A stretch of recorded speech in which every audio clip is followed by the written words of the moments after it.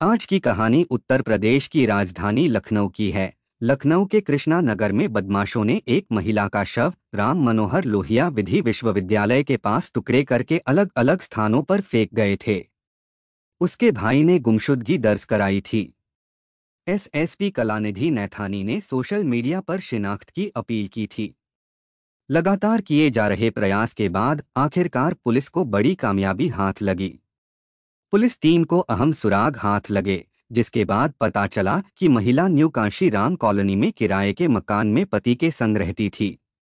क्यों हुई थी महिला की हत्या और किसने की थी उस महिला की हत्या, आइए जानते हैं सब कुछ इस वीडियो में डिटेल से।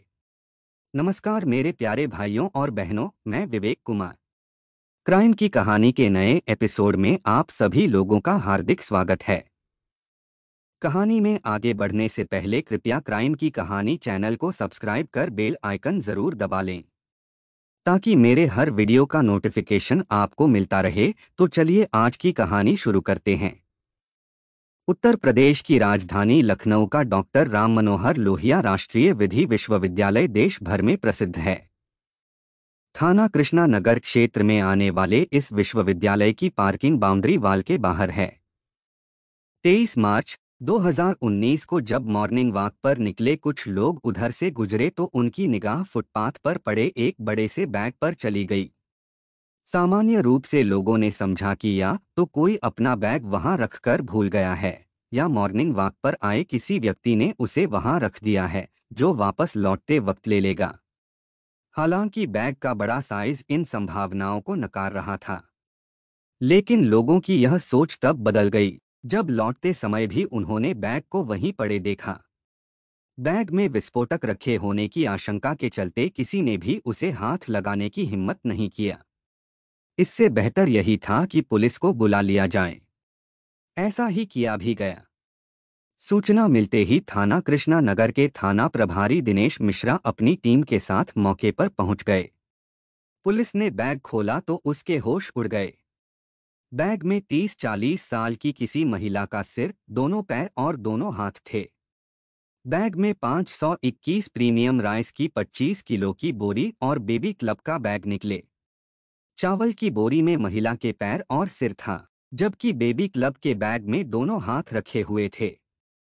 मृतका ने सोने की अंगूठी पहन रखी थी और एक हाथ पर टैटू गुदा हुआ था।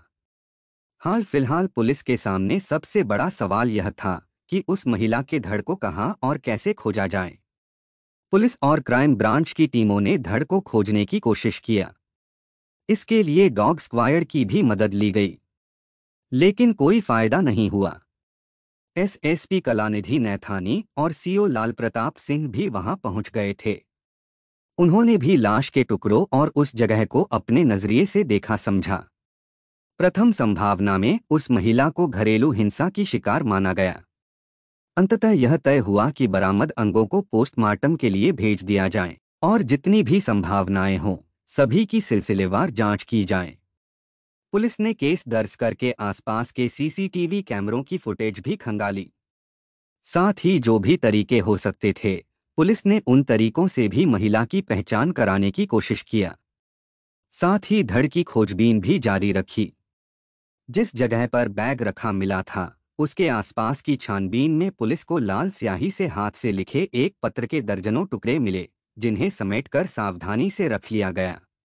एक प्रत्यक्षदर्शी ने बताया कि अलसुबह 4 बजे जब वह मॉर्निंग वॉक पर जा रहा था तो उसने एक व्यक्ति को पीठ पर बोरा लाद कर ले जाते देखा था।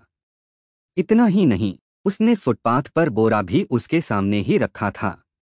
पुलिस द्वारा सीसीटीवी कैमरों की फुटेज देखी गई तो उनमें से एक फुटेज में एक व्यक्ति को पीठ पर बैग लाद कर ले जाते हुए देखा गया, लेकिन बैग ले जा रहे व्यक्ति का चेहरा साफ नहीं था, इसलिए उसे पहचानना संभव नहीं था।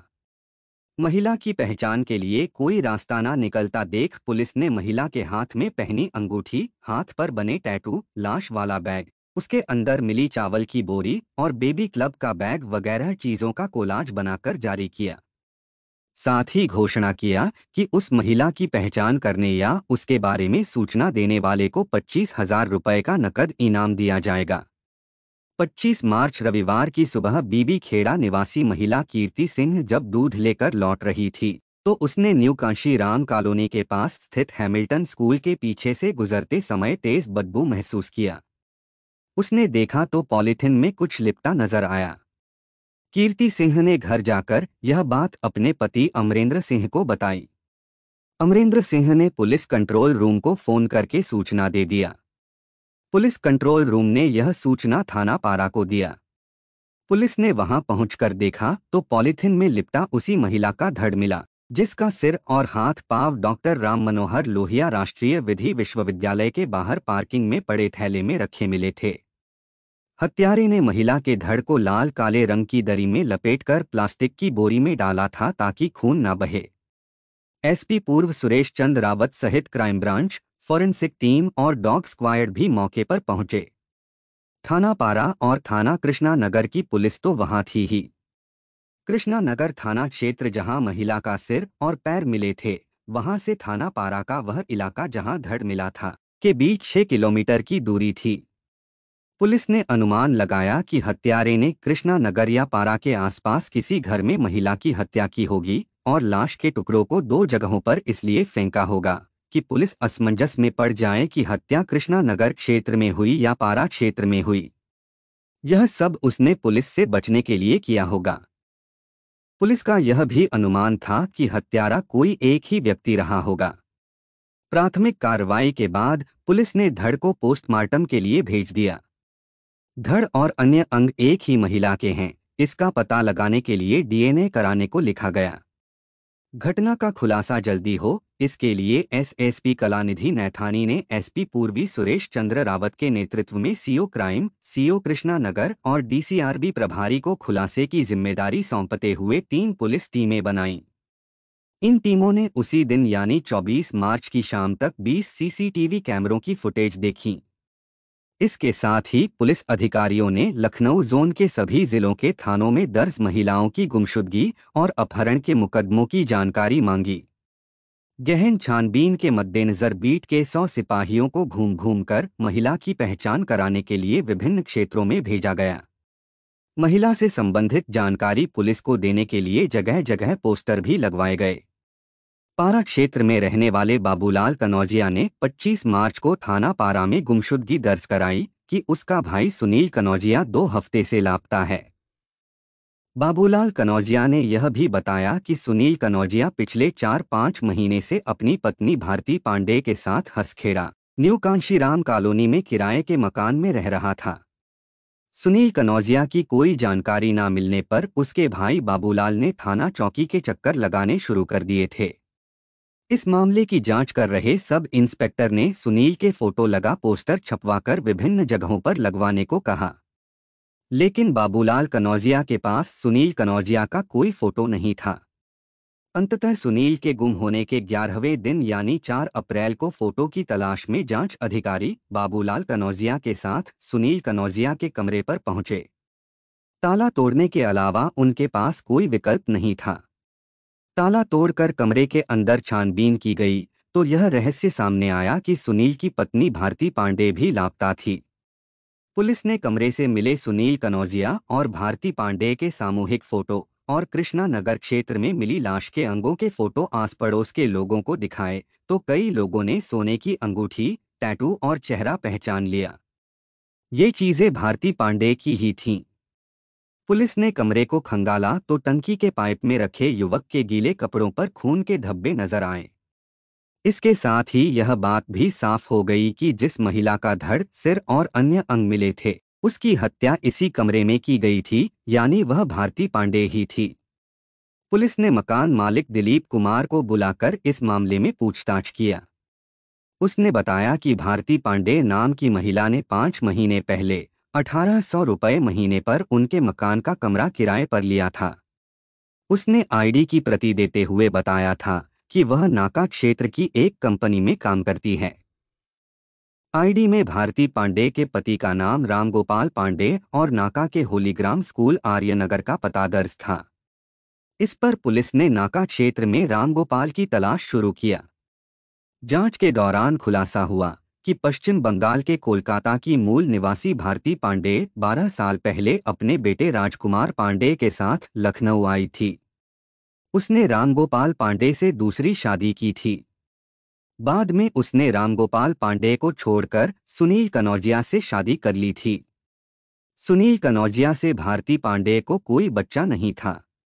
भारती पांडे ने पहली शादी कोलकाता में और दूसरी गोंडा के कर्नलगंज निवासी रामगोपाल पांडे, जो होलीग्राम स्कूल का रिक्शा चालक था, से की थी।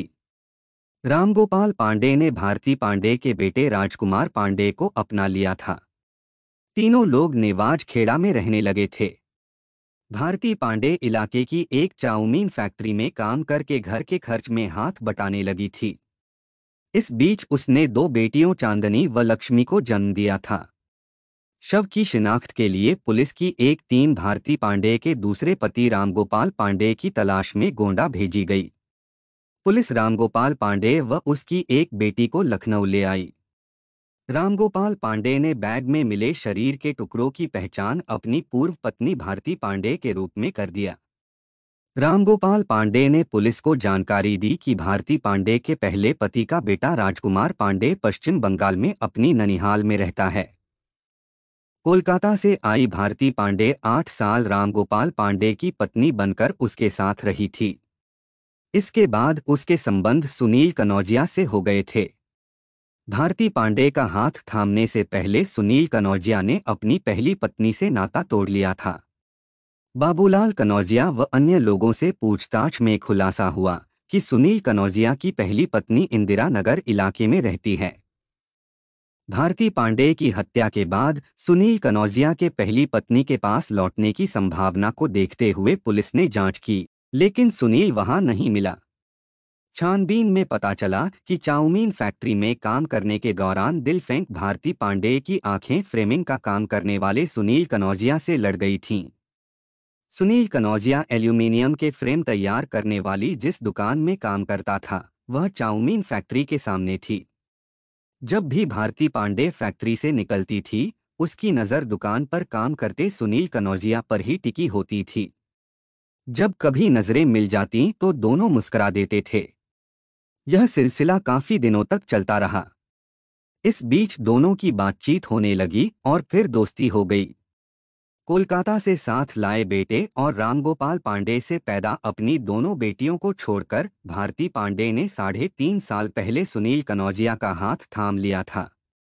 रामगोपाल पांडे ने दोनों बच्चियों की देख रेख के लिए भारती पांडे को काफी समझाया, लेकिन उसके सिर पर चढ़े इश्क के भूत के आगे उसे हार माननी पड़ी।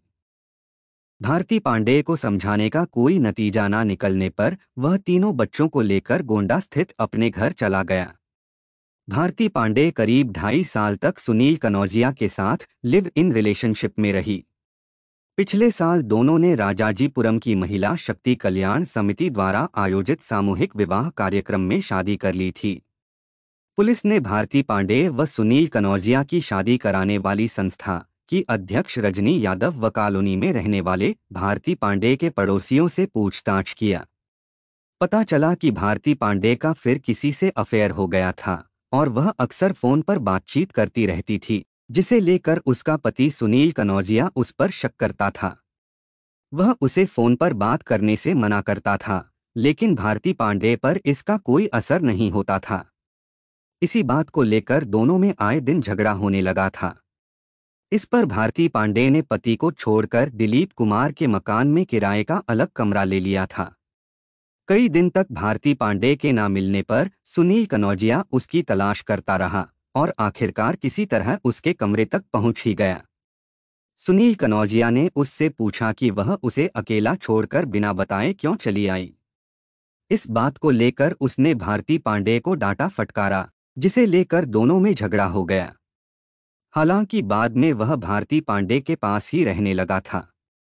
हालांकि कमरा लेते वक्त भारती पांडे ने मकान मालिक को बताया था कि उसका पति बाहर काम करता है और वह यहां अकेली रहेगी।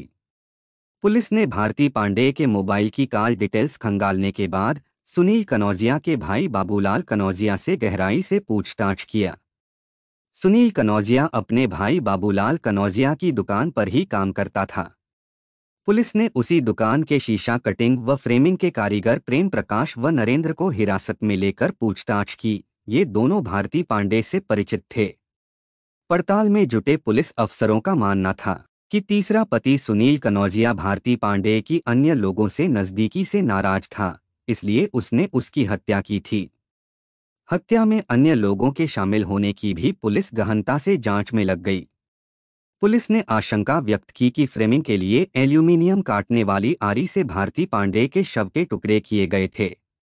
पुलिस का मानना था कि फोन पर बातचीत को लेकर हुए विवाद के बाद 23 मार्च की रात में सुनील कनौजिया ने भारती पांडे की गला दबाकर हत्या की होगी और उसके बाद आरी से उसके टुकड़े किए होंगे। बाद में वह उन टुकड़ों को 2 अलग अलग जगहों पर फेंककर फरार हो गया होगा। जांच के दौरान यह भी पता चला कि भारती पांडे का मोबाइल 22 मार्च को बंद हो गया था। सुनील कनौजिया के बड़े भाई बाबूलाल कनौजिया ने पुलिस को बताया कि सुनील कनौजिया 24 मार्च की रात में उसके घर आया था। इस दौरान उसने खाना भी खाया था। भतीजी ने जब सुनील कनौजिया से पूछा, चाचा चाची को साथ क्यों नहीं लाए, तो सुनील ने कहा, तुम्हारी चाची अपने मायके गई हुई है।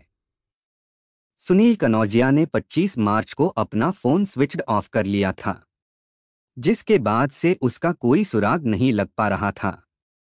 कमरे में टंकी के पाइप पर सुनील कनौजिया की पीली जीन्स व काली शर्ट पर खून के हल्के धब्बों के अलावा कोई साक्ष्य नहीं मिला। इस पर एसएसपी कलानिधि नैथानी ने फॉरेंसिक टीम भेजकर जांच कराई। बेंजाडाइन टेस्ट में कमरे में रखे वाइपर, प्लास्टिक के टब, स्टील के मग और फर्श पर खून के धब्बे नजर आने लगे। फोरेंसिक जांच में सुनील कनौजिया की जीन्स और टी शर्ट पर मिले खून के धब्बों में भारती पांडे के ब्लड सेल्स मिलने की पुष्टि हुई। हालांकि सुनील कनौजिया ने पूरा कमरा साफ कर दिया था, लेकिन बेंजाडाइन टेस्ट की वजह से खून के धब्बे मिल ही गए। पुलिस व क्राइम ब्रांच की टीम ने इस बीच विधि विश्वविद्यालय की तरफ जाने वाले विभिन्न मार्गों के सीसीटीवी कैमरों के 22 मार्च की शाम से 23 मार्च की सुबह तक के फुटेज खंगाले, लेकिन सुनील या अन्य कोई संदिग्ध नजर नहीं आया। एक फुटेज में बैग लादे एक युवक दिखा भी, लेकिन उसका चेहरा साफ नहीं दिखाई दे रहा था। अपर पुलिस अधीक्षक नगर पूर्वी का कहना है कि मार्ग से गुजरे एक ऑटो को संदेह के घेरे में लिया गया है। आशंका है कि सुनील 22 मार्च की रात ऑटो या किसी अन्य वाहन से भारती पांडे के हाथ, पैर व सिर से भरा बैग लेकर राम मनोहर लोहिया विश्वविद्यालय के सामने उतरा होगा और वहां बैग को छोड़कर चला गया होगा। भारती पांडे का मोबाइल 22 मार्च को बंद हुआ। इसके अगले दिन कृष्णा नगर इलाके में बैग में महिला के शरीर के टुकड़े और 24 मार्च को पारा इलाके में बोरी में धड़ बरामद होने की खबर विभिन्न अखबारों में छपी, टीवी चैनलों के साथ सोशल मीडिया पर भी वायरल हुई, लेकिन भारती पांडे के किसी भी दोस्त ने उसकी सुध नहीं लिया। पुलिसकर्मियों ने उसके हाथ व चेहरे के फोटो लेकर कांशीराम कॉलोनी के लोगों से संपर्क किया, पोस्टर लगवाए, लेकिन उसे किसी ने नहीं पहचाना। न भारती पांडे के लापता होने की जानकारी पुलिस को दिया। भारती पांडे का जेठ बाबूलाल कनौजिया भी चुप्पी साधे रहा। सुनील कनौजिया के मोबाइल की कॉल डिटेल्स खंगालने पर पुलिस को पता चला कि उसने 25 मार्च को अपने भाई बाबूलाल कनौजिया से बात करने के बाद फोन बंद कर लिया था। इस पर पुलिस ने बाबूलाल कनौजिया से कड़ाई से पूछताछ किया। तब खुलासा हुआ कि भारती पांडे की अन्य युवकों से दोस्ती के चलते सुनील कनौजिया बेहद नाराज था। जब सुनील कनौजिया 24 मार्च को भाई के घर खाना खाने आया, तब उसने पत्नी की हत्या की कोई जानकारी नहीं दी थी। सुनील कनौजिया ने 25 मार्च को बाबूलाल कनौजिया को फोन किया था। उसने बताया, भाई मैंने अपनी पत्नी भारती पांडे की हत्या कर दी है, उसके शव को भी ठिकाने लगा दिया है। सुनील कनौजिया ने आगे कहा, अब वह खुद को खत्म करने जा रहा है। बाबूलाल कनौजिया ने बताया कि वह सुनील कनौजिया से कुछ कहता, इससे पहले ही सुनील कनौजिया ने फोन काट दिया था। फिर उसने अपना फोन बंद कर दिया था। इसके बाद ही बाबूलाल कनौजिया ने पारा थाने में सुनील कनौजिया की गुमशुदगी दर्ज कराई थी। भारती पांडे का मोबाइल 22 मार्च को बंद हुआ। इसके अगले ही दिन कृष्णा नगर में बैग में उसकी लाश मिली। भारती पांडेय की हत्या कर शव के टुकड़े करने के मामले में पुलिस आरोपी पति सुनील कनौजिया की लोकेशन का पता नहीं लगा पाई। हालांकि 25 मार्च के बाद से आरोपी का मोबाइल बंद है। इस मामले में पुलिस ने कई जगहों पर दबिश दिया, लेकिन लापता कथित हत्यारे पति सुनील कनौजिया का कोई सुराग नहीं मिला। फिलहाल इलेक्ट्रॉनिक सर्विलांस की मदद से सुनील की सरगर्मी से तलाश की जा रही थी। इंस्पेक्टर कृष्णा नगर दिनेश मिश्रा के मुताबिक मामले की छानबीन की जा रही है। महिला के जेठ बाबूलाल से कई चरणों में पूछताछ की गई। कपड़ों की तरह प्रेमियों को बदलने वाली स्वार्थी भारती पांडेय ने अपने बच्चों की तरफ भी ध्यान नहीं दिया। उन्हें छोड़कर उसने अपने तीसरे प्रेमी के साथ शादी रचा लिया। लेकिन जब वह चौथे प्रेमी से इश्क लड़ाने लगी तो उसे अपनी जान गंवानी पड़ी। उसके तीसरे पति ने उसकी हत्या कर उसकी लाश को टुकड़ों में बांट दिया। आज की कहानी बस यही तक। अब बारी कमेंट पढ़ने की है। मीरा राय मैम ने कमेंट किया है, ऐसी बहन हो तो दुश्मन की क्या जरूरत है। मैम आपके सपोर्ट और प्यार के लिए दिल से धन्यवाद। सिमरन कौर मैम ने कमेंट किया है, very nice explain, thanks so much. Ma'am आपके सपोर्ट और प्यार के लिए दिल से धन्यवाद। शाजिया मुस्तफ़ा जी ने कमेंट किया है, बहन के नाम पे धब्बा थी, nice story keep it up. Ma'am आपके सपोर्ट और प्यार के लिए दिल से धन्यवाद। कल्पना लिंबू जी ने कमेंट किया है, मैम आपके सपोर्ट और प्यार के लिए दिल से धन्यवाद। आरोही जी ने कमेंट किया है, ऐसी बहन होने से अच्छा है इंसान बिना बहन के ही रह जाए। सो सैड, थैंक यू भैया फॉर दिस स्टोरी। बहन आपके सपोर्ट और प्यार के लिए दिल से धन्यवाद। आलोक सर ने कमेंट किया है, लड़कपन में किए गए प्यार का यही अंजाम होता है। सर आपके सपोर्ट और प्यार के लिए दिल से धन्यवाद। नारायण चूड़ामनी जी ने कमेंट किया है, फर्स्ट लाइक फर्स्ट कमेंट। मैं हर वीडियो देखता हूं आपका, बट कमेंट नहीं कर पाता हूं। सर आपके सपोर्ट और प्यार के लिए दिल से धन्यवाद। ममता सिंह मैम ने कमेंट किया है, इन सब के चलते बच्चों की जिंदगी बर्बाद होती है। मैम आपके सपोर्ट और प्यार के लिए दिल से धन्यवाद। रीता छेत्री मैम ने कमेंट किया है, मालती पहले शादी में ही सब कुछ भूलकर अपना घर संसार में लग जाती तो आज ये दुखद घटना नहीं होती। मैम आपके सपोर्ट और प्यार के लिए दिल से धन्यवाद। सुषमा साहा जी ने कमेंट किया है, अपनी माँ का कहना मानती तो अनुराधा को अपनी जान नहीं गंवानी पड़ती। मैम आपके सपोर्ट और प्यार के लिए दिल से धन्यवाद। माला कुमारी राय जी ने कमेंट किया है, किसके परिवार के अंदर किसके क्या चल रहा है कह पाना बहुत मुश्किल है। बेचारा पूरा परिवार ही समाप्त हो गया। मैम आपके सपोर्ट और प्यार के लिए दिल से धन्यवाद। कंचन पटेल जी ने कमेंट किया है, वेरी सैड स्टोरी। मैम आपके सपोर्ट और प्यार के लिए दिल से धन्यवाद। इंदु शर्मा जी ने कमेंट किया है, ओमवीर जैसे लोग दोस्ती को बदनाम करते हैं, तभी तो लोगों का दोस्ती से विश्वास उठता जा रहा है। मैम आपके सपोर्ट और प्यार के लिए दिल से धन्यवाद। सोनू कुमारी जी ने कमेंट किया है, रांची से जुड़ी और क्राइम की स्टोरी बताए, मैं हमेशा आपकी एपिसोड को देखती हूँ। रांची में ब्यूटी मोरे में एक नर्स की जलाकर किसी ने मारा था, प्लीज वो सुनाए, वो पूरा मामला क्या था। मैम आपके सपोर्ट और प्यार के लिए दिल से धन्यवाद। किसका थोड़ा और डिटेल दीजिए फिर कहानी सुनाता हूँ। प्रिया शर्मा जी ने कमेंट किया है, एक्स्ट्रा मैरिटल अफेयर का रिजल्ट हमेशा गलत ही निकलता है। मैम आपके सपोर्ट और प्यार के लिए दिल से धन्यवाद। सिमरन सावी मैम ने कमेंट किया है, मैम आपके सपोर्ट और प्यार के लिए दिल से धन्यवाद। संजना मुखर्जी मैम ने कमेंट किया है, तांत्रिक should be punished in all the villages and banned from villages. Ma'am आपके सपोर्ट और प्यार के लिए दिल से धन्यवाद। रोशनी मेहरा मैम ने कमेंट किया है, मैम आपके सपोर्ट और प्यार के लिए दिल से धन्यवाद। रूपा बिसोई जी ने कमेंट किया है, अंधविश्वास में एक मासूम बच्चे की जान ले ली। मैम आपके सपोर्ट और प्यार के लिए दिल से धन्यवाद। राहुल जयकर जी ने कमेंट किया है, सर आपके सपोर्ट और प्यार के लिए दिल से धन्यवाद। सनी भंडारी जी ने कमेंट किया है, वेरी सैड स्टोरी। सर आपके सपोर्ट और प्यार के लिए दिल से धन्यवाद। संजय कुमार जी ने कमेंट किया है, भाई बहन का पवित्र रिश्ता कलंकित हो गया, कौन किस पर भरोसा करे। सर, आपके सपोर्ट और प्यार के लिए दिल से धन्यवाद। मेरे कुछ भाई और बहन ऐसे भी हैं जो डेली के लिसनर है, हर वीडियो को देखते हैं और कमेंट करते हैं, जैसे रोशन दलवई सर, महेश रस्तोगी जी, लक्ष्मी रावत जी, रकीब सर, आरती चौहान जी, सरिता राय जी, सुनंदा केरकर जी, आलिया मैम, असदुल्लाह लघारी जी, नादिया उम्बर लोदी जी, ओलिवर मचाडो जी, जफर खान जी और सभी भाई बहनों को शुक्रिया जो मेरे वीडियो को लाइक, शेयर और कमेंट करते हैं। आप लोग ऐसे ही अपना प्यार बनाए रखिए, मैं आप लोगों के लिए रोज नए वीडियो लाता रहूंगा। कहानी को लास्ट तक सुनने के लिए आपका धन्यवाद। इस कहानी के बारे में अपनी राय कमेंट करके ज़रूर बताइएगा और ऐसी ही अपराध की सच्ची कहानियों के लिए हमारे चैनल क्राइम की कहानी को सब्सक्राइब कर लीजिए। कहानी को लाइक और शेयर ज़रूर करें। धन्यवाद।